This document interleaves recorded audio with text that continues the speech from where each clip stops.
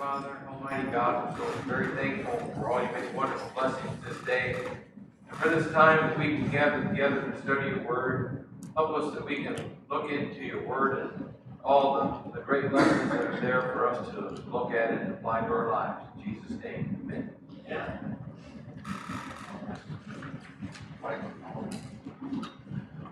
Okay. You know, I think we're missing out. I finally went downstairs and I saw some of the classrooms for the little kids down there. They've got really good. Yeah. They got all decorated out. They've got the one wall that's decorated for Mount Sinai. And they got they pass through the parting of the Red Sea when they go into the classroom. They got it really good. The classrooms are all decorated. Well, you're the teacher.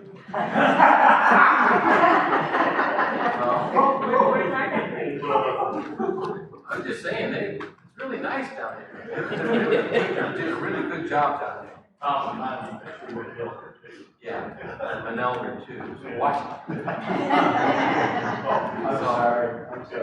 So, I do a little bit too. So, I was looking yeah. You paint the picture for us, though. Okay, And you give us visuals. so she's complimenting me. That's good.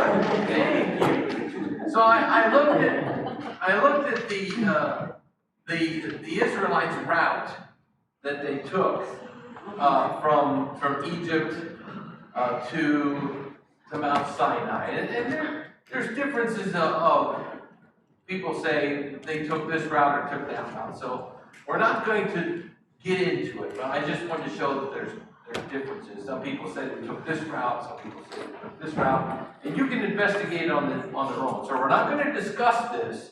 I'm just going to show you that there's two different, or there's actually a lot of different opinions about which route they could have taken. The one route is taken through here, and some people say that Mount Sinai is here, down at the bottom of this Sinai Peninsula here. They took this route for the Exodus, and this is what some think. Others say that the Israelites were a bit more hardy and could travel a bit faster and a bit more than what was thought of. That they traveled all the way down to the end of the Sinai Peninsula, to the Red Sea, and crossed here at the bottom of the Red Sea, and then went over to Arabia, where Sinai is here in Arabia. So we're not going to discuss this, like I said. You can investigate that on your own, and we have the internet now. You can investigate these things. All that information is readily available. And this is the Arabian journey mapped out in Arabia to what they say is what they call is Mount Sinai here, what they call is Mount Laws, and they would go from the tip of Arabia to Mara, to Elam, to Rephidim, to Mount Sinai. Like I said, we're not going to discuss it, as it would take us away from what we're going to study, which is the Bible and what it describes.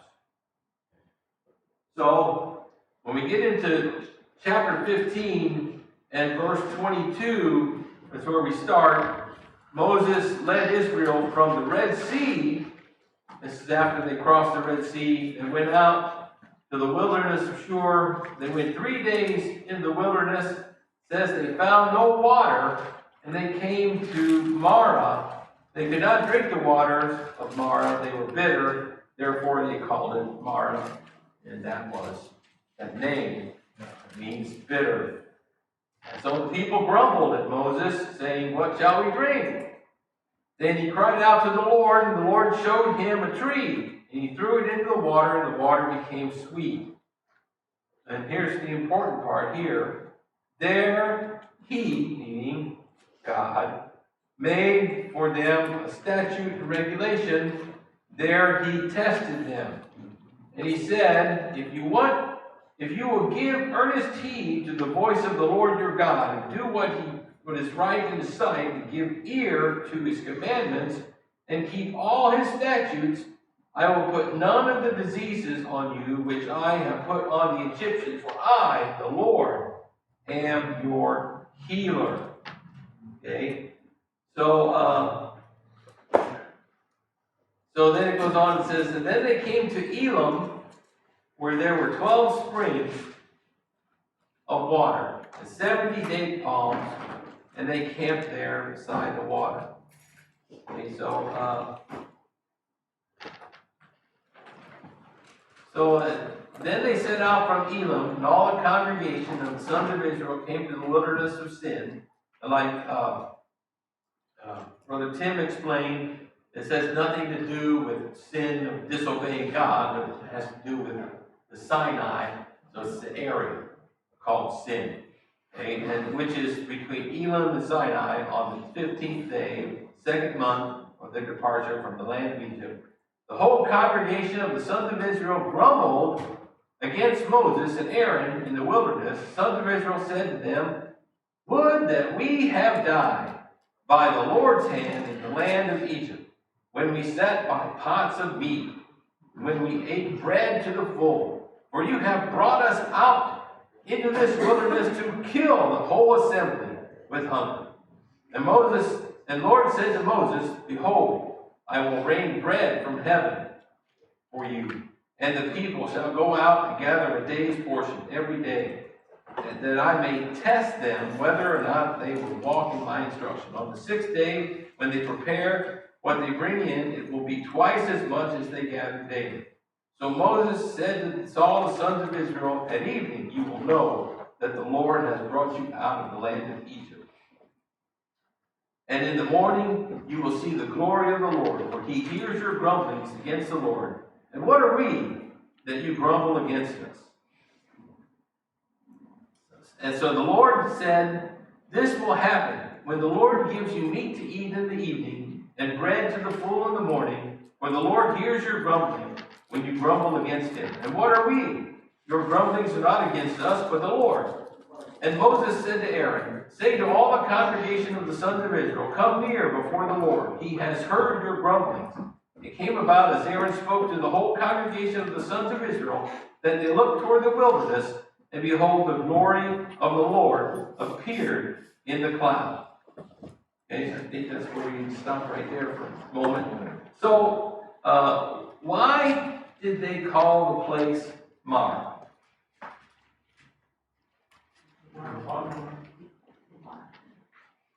Because The water was bitter. it was bitter. They couldn't drink of that water because it was bitter. Okay, so then, they grumbled. They said that's their complaint. What are we going to drink? What are we going to drink? This is bitter water. So they said this is Mara. This is bitter. So Moses, said, he asked a remedy from God. What did God show him? He showed him a remedy. He said, throw this in the water. It became sweet. Okay, so then this is important. What statute did God give them to make for the people? What statute?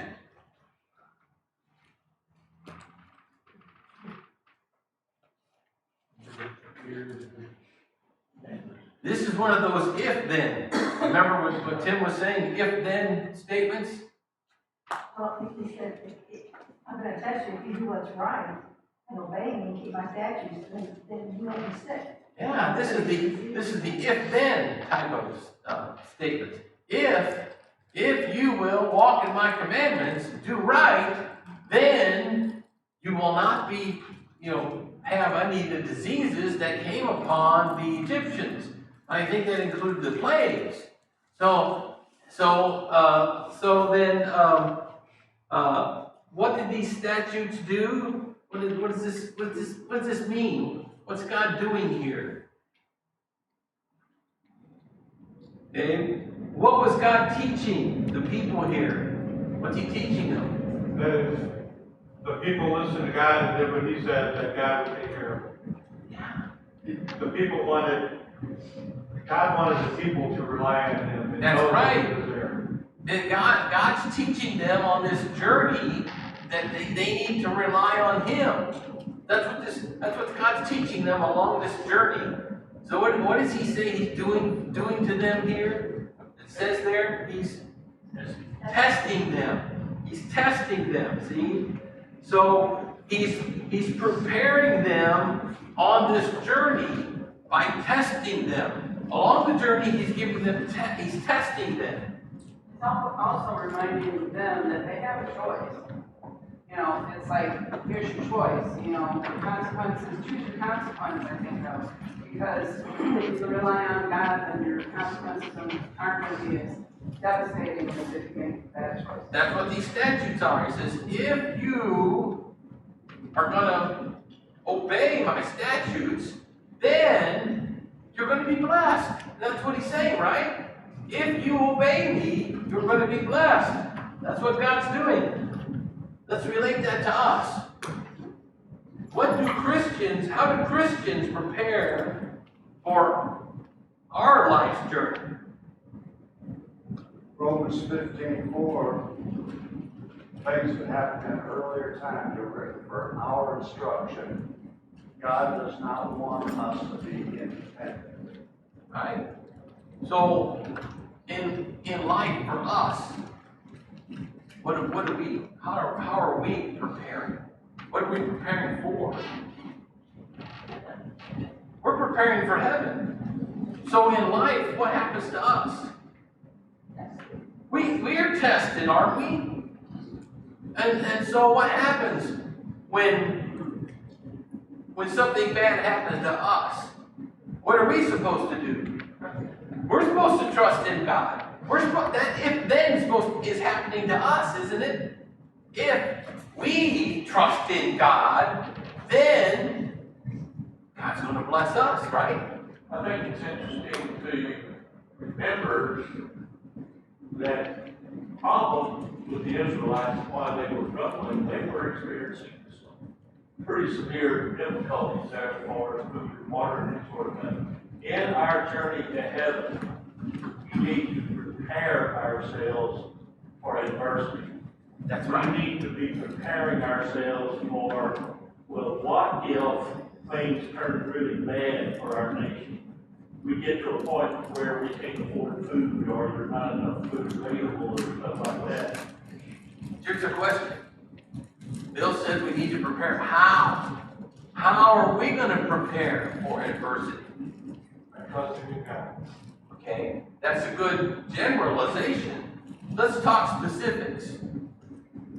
Study God's word, Study and show ourselves and that's study again. Pray. Get close to God. Because if you're close to God, then you can rely on Him and trust in Him. Then you will be prepared for adversity. Love one another. And have close relationship with the brethren. That's how you prepare. We also have to show love for others, you know. Okay? Yeah, we love each other. And be busy with good works. That's how you prepare for adversity. Okay, let's go on now. When did they arrive at Elim? What's it say? When did they arrive at Elim there? It's telling us a timeline here. Says the 15th day of the second month. Okay, so it's taking some time here. They arrive at Elim, they get refreshed here, right? They revive, they get fresh water here. They get revived at Elim, okay? But when they get there at Elim, it says what? The people said what? What did they say? They had water, but what did they have? They ran out of what, Cindy? Food. Food! And what did they say? They wanted to go back to Egypt. Because they had plenty of food there. I said, why did you bring us out here? We don't have any food. But we had food back in Egypt. We're going to die out here. Why'd you bring us out here to die? We don't have any food. We don't have any food. Okay? Again, they're being tested. Being tested with adversity. Okay? They're being tested. If they had no food, does that mean that whatever animals they brought out of Egypt have already been used for food? Why couldn't they use the animals for food? Tell me something. Somebody, why? They had the animals. Why couldn't they use the animals? They had to use it for sacrifice. The animals were only for sacrificing to God. That's why they couldn't use the animals for food. Okay. They had all these animals. They were forbidden from using the animals for food because they were dedicated to sacrificing animals to God. That's a very good question.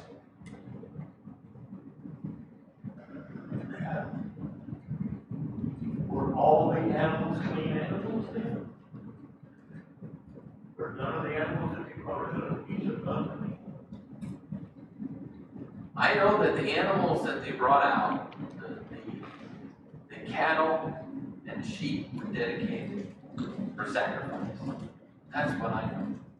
Because otherwise, they would have ate the animals. They weren't allowed to eat like pigs and stuff like that either. They weren't allowed to eat that.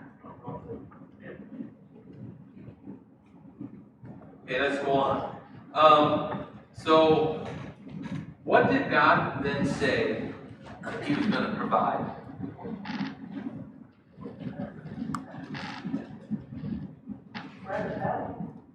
Okay.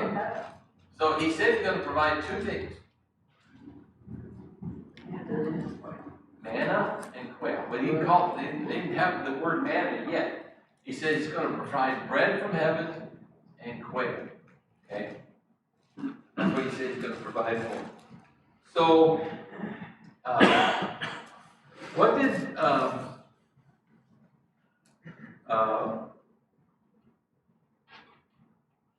so He's got, that's, at evening you will know, how would they know that the Lord brought them out of Egypt?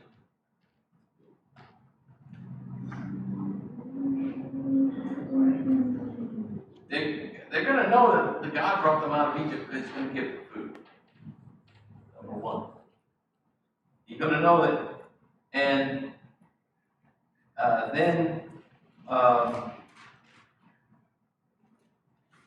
what did they see when they gathered to hear Moses and Aaron talk? It says that you're going to see something. That's in verse 10.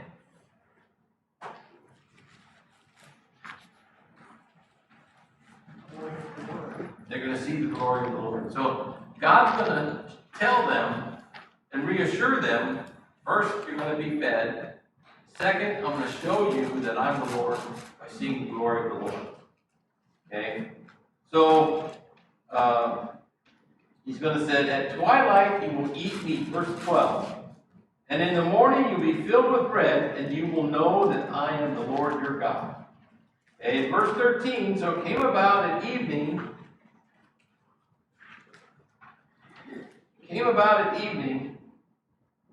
that quail came up and covered the camp.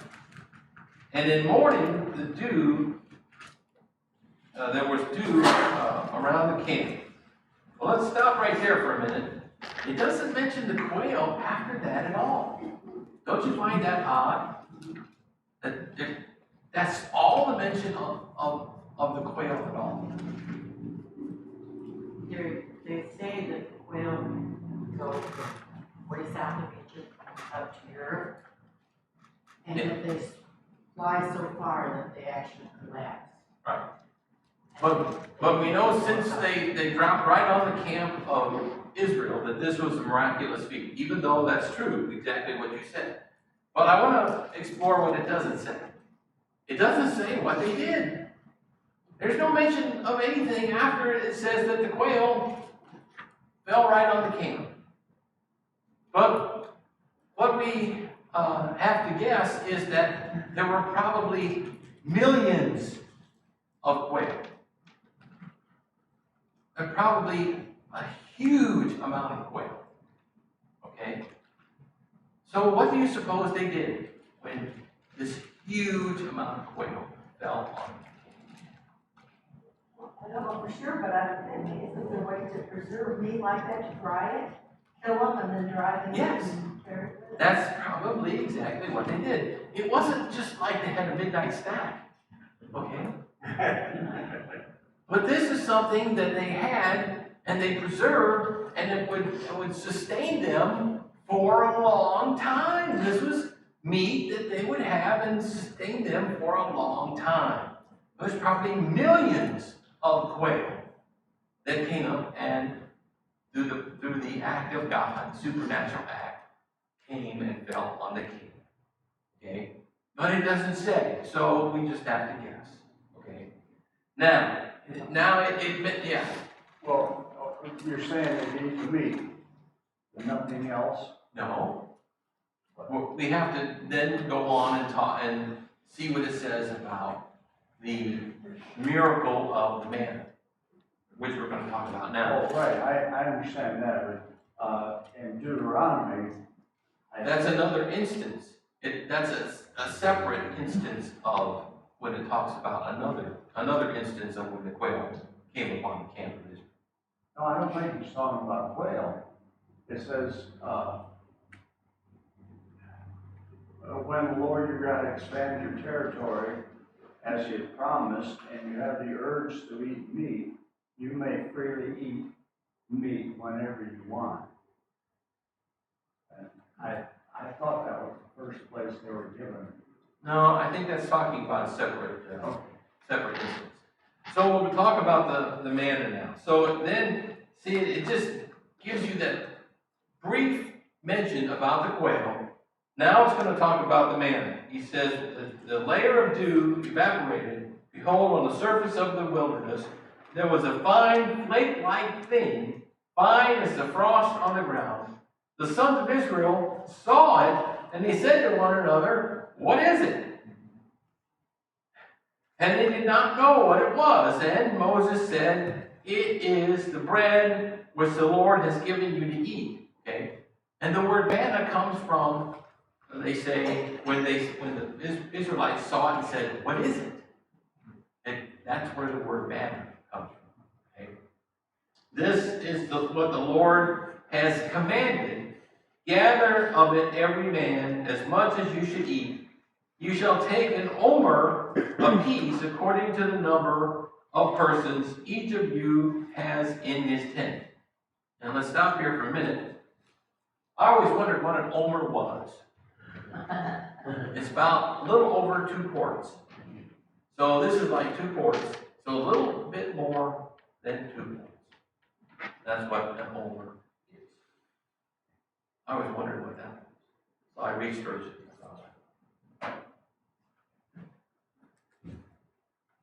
So he measured it. When they measured it with an omer, he who gathered much had no excess, and he who gathered little had no lack. Every man gathered as much as he should eat. And Moses said, let no man leave any of it until morning. But they did not listen to Moses, and some left part of it until morning, and it bred worms and became foul, and Moses was angry with them. They gathered it morning by morning, every man as much as he should eat. But when the sun grew hot, it would melt. Okay? And then, now on the 6th day, they gathered twice as much bread, 2 omers for each one. When all the leaders of the congregation came and told Moses, then he said to them, this is what the Lord meant. Tomorrow is a Sabbath observance, a holy Sabbath to the Lord. Bake what you will bake, boil what you will boil, and all that is left over put aside to be kept until morning. So they put aside until morning, as Moses had ordered, and it did not become foul, nor was there any worm in it. Moses said, "Eat it today, for today is a Sabbath to the Lord. Today you will not find it in the field. 6 days you shall gather it, but on the seventh day, the Sabbath, there will be none." It came about on the seventh day that some of the people went out to gather, but they found none. And the Lord said to Moses, "How long will you refuse to keep my commandments and my instructions? See, the Lord has given you the Sabbath. Therefore, he gives you bread for 2 days. On the 6th day, every man in his place. Let no one go out of his place on the 7th day." So the people rested on the 7th day. So, how would the people know that the Lord was God? We covered this already. So, what was the Lord teaching the people with this? What was he teaching them? Again, same thing, right, Cindy? Basically, how to listen to instructions. Yeah, he's teaching them, I'm God, and I'm going to take care of you. You're to rely on me. And I want to go to the New Testament for a minute. In John chapter 6 and verse 35, Jesus said, "I'm the bread of life." How is Jesus the bread of life? He's referring exactly to this passage. So how is Jesus the bread of life? When Jesus said in John chapter 6 and verse 35, how is Jesus the bread of life? That applies to us right now.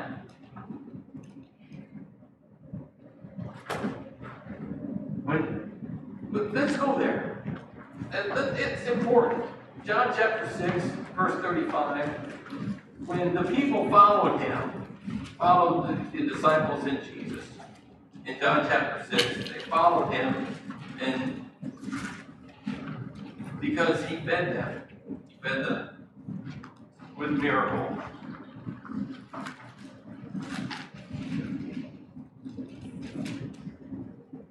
And in John chapter 6, verse 30, they said, "What then do you do for a sign that we may see and believe? What work do you perform?" And then they quote Exodus.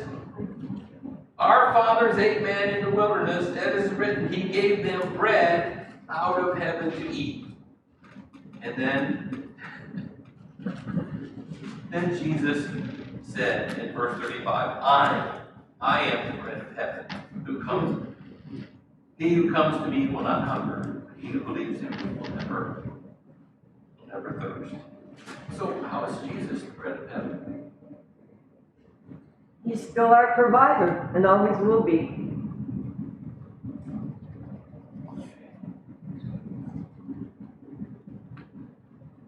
In verse 32, it says, "My Father is giving you the genuine bread from heaven, for God's bread is the one who comes down out of heaven and gives life to the world." Right. So Jesus is who they should be focusing on, not what? Not the physical things. Jesus said, "Believe in me." That's the important part. Not that I fed you with bread and fish. Believe in me. The words of Jesus' life. We're on a journey from here to heaven.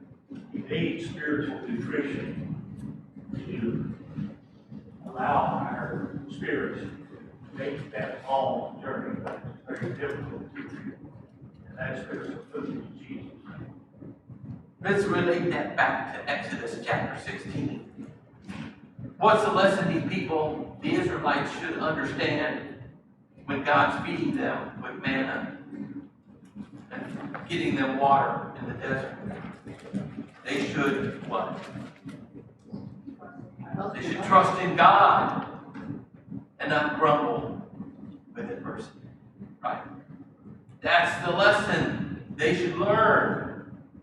That's the lesson we all need to learn. Right? That's the lesson. So, how much was each person to gather of this bread, this That's much of their household, how many people are in that household? Yeah.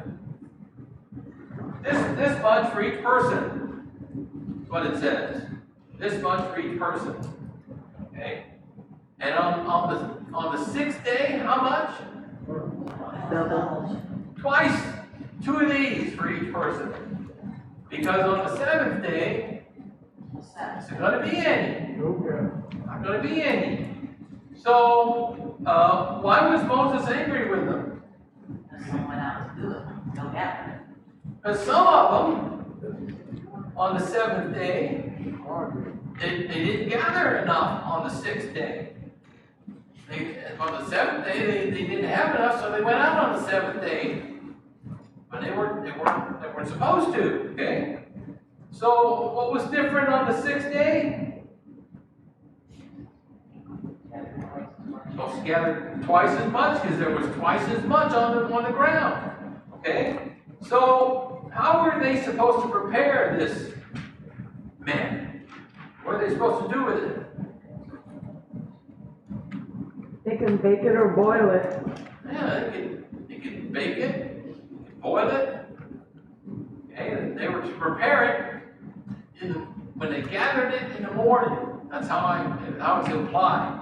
Okay, when they gathered it up in the morning, then you prepare it so you can have it for the rest of the day. Because if you don't prepare it, what's going to happen? Melt. Melt. It'll go bad. Or it'll spoil.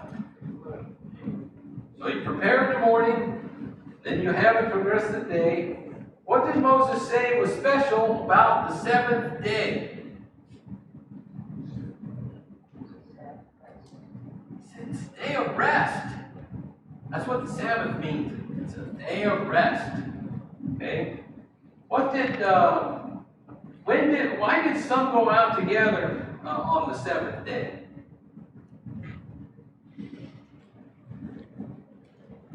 Because they didn't gather enough on the sixth day and they were looking for it to be there. Yeah, they didn't They didn't understand, or they just ignored the instructions. They went out to get some on the seventh day. Okay, now here's the bonus question. Did the patriarchs, that means Abraham, Isaac, Jacob, all those, did they keep the Sabbath day? I think so. We don't have anything recorded that says it did. No, he did not. No, this is, if you do a search, right here is the first mention of the word Sabbath. This is the first mention in the Bible of the word Sabbath. Not mentioned before this. Not mentioned where it tells people, where God tells them to keep the Sabbath day and rest on the Sabbath day.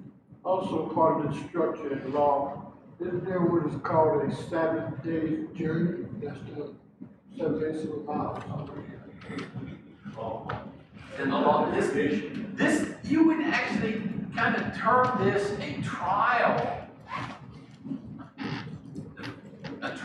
of the Sabbath. Because did the people who went out to gather on the Sabbath day, were they punished?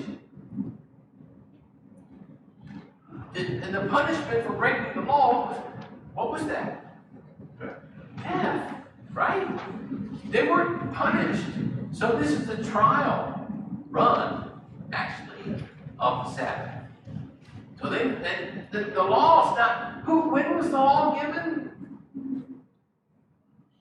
Given Moses from God on Sinai. They weren't there yet. And then Moses brought it to people Yeah. and said to them, Yeah, then we have a whole process to go through. we're not there yet. We're not there yet. The journey's not, they haven't made the journey over to Mount Sinai yet. Moses didn't get up and go up to the mountain and get the law yet. So this is kind of like a trial run of the Sabbath. So God is, again, He's preparing them. He's testing them. He's helping them, teaching them. So Can we conclude that the Sabbath is really connected to the land? No, No.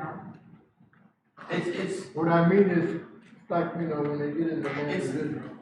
it's connected to Israel and God's people, to them, to the Israelites. Okay, To the Israelites, all right, okay, because they're not even in the promised land yet. yes.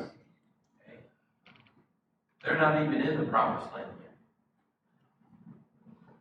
Okay.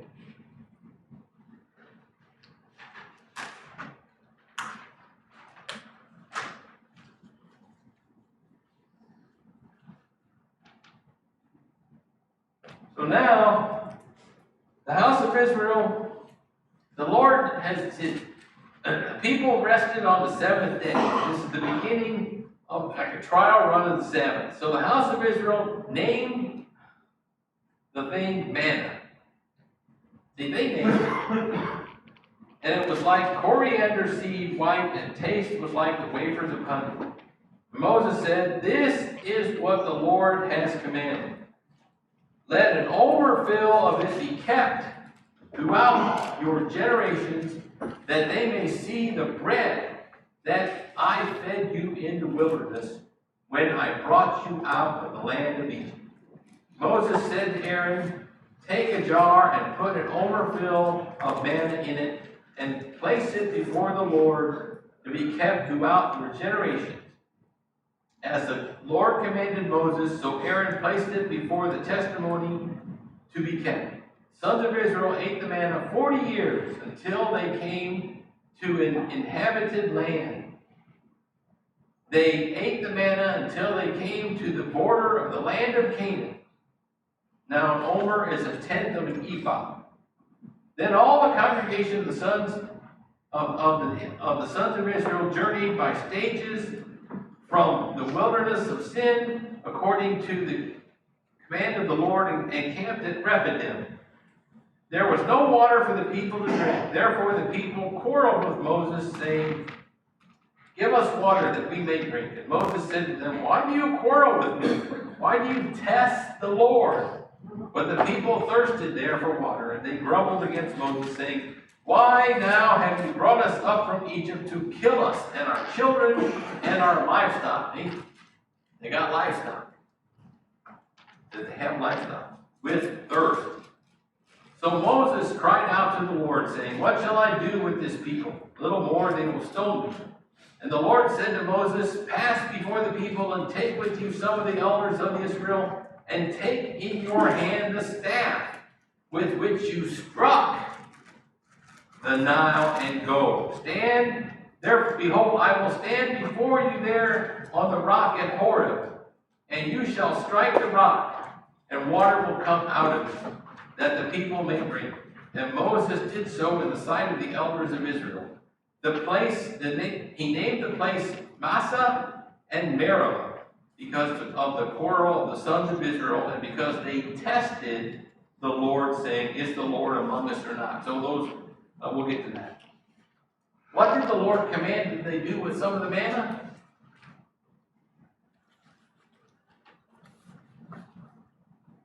Put it in a jar. You're going to keep this.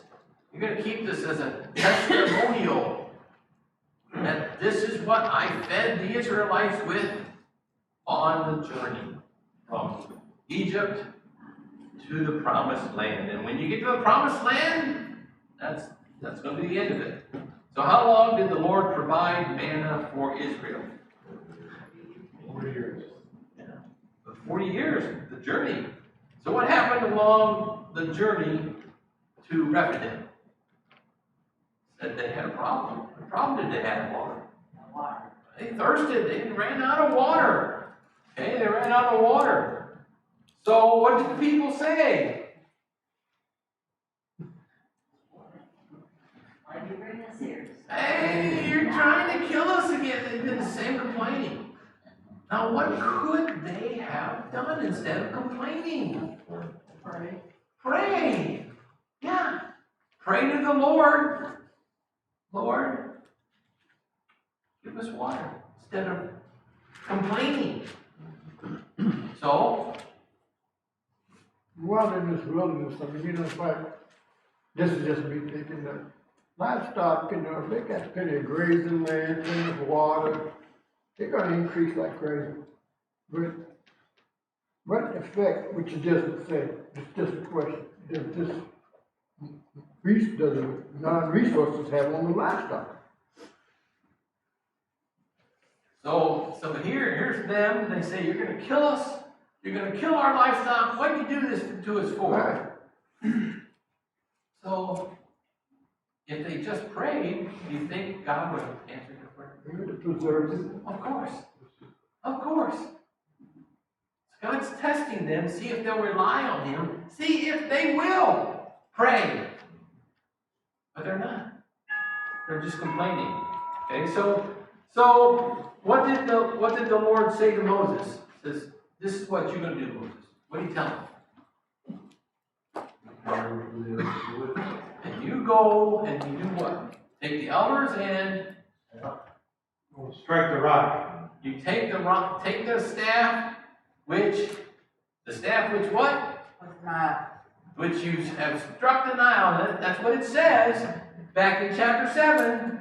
He says, the rod which you struck the Nile with, and the rod which you struck the Nile with, you will strike the rock. See the theme there?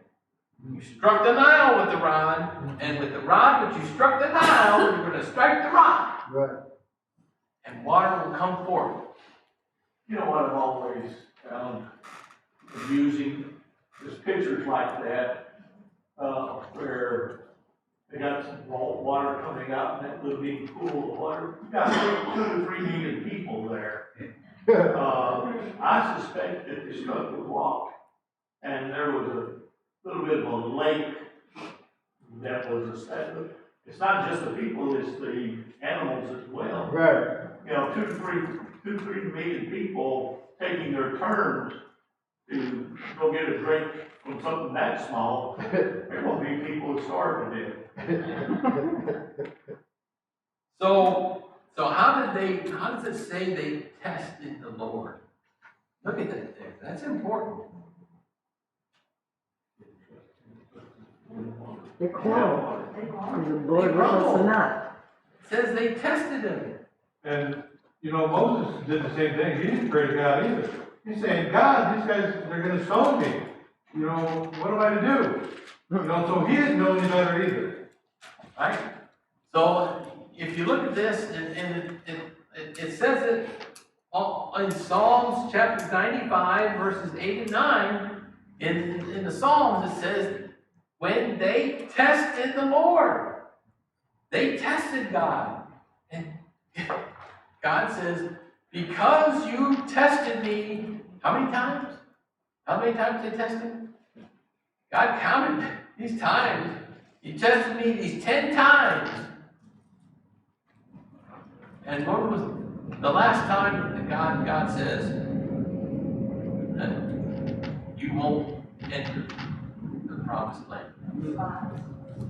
10 times. He tested God 10 times.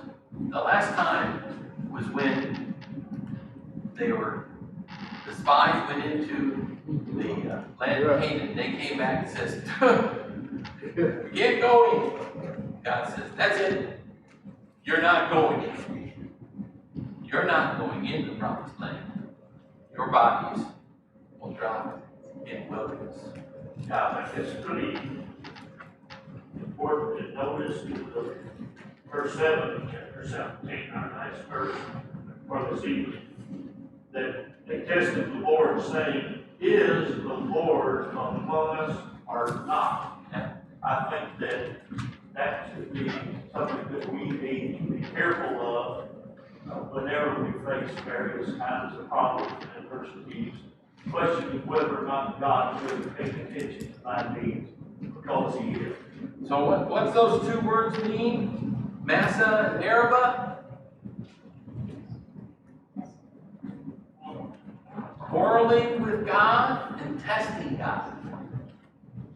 That's something that goes down in history for the Israelites. God promised them that land. You cannot say that you cannot take the land. That is going against the promise of God. And that's dangerous business. Yeah. It's real insulting to God that every time they get into a pickle, they get hungry or they get thirsty, he should have just left us in Egypt. You know, after he did what he did to rescue them, it says he remembered them when they cried out to him. But yet, here, 3 times now, he should have just left us in Egypt. They don't learn. Here God is trying to nurture them. He's trying to care for them. He's trying to get them to rely on Him. They're not getting the lesson. We need to get the lesson that we need to prepare so that we can trust in God when adversity comes. Thank you all for good ones.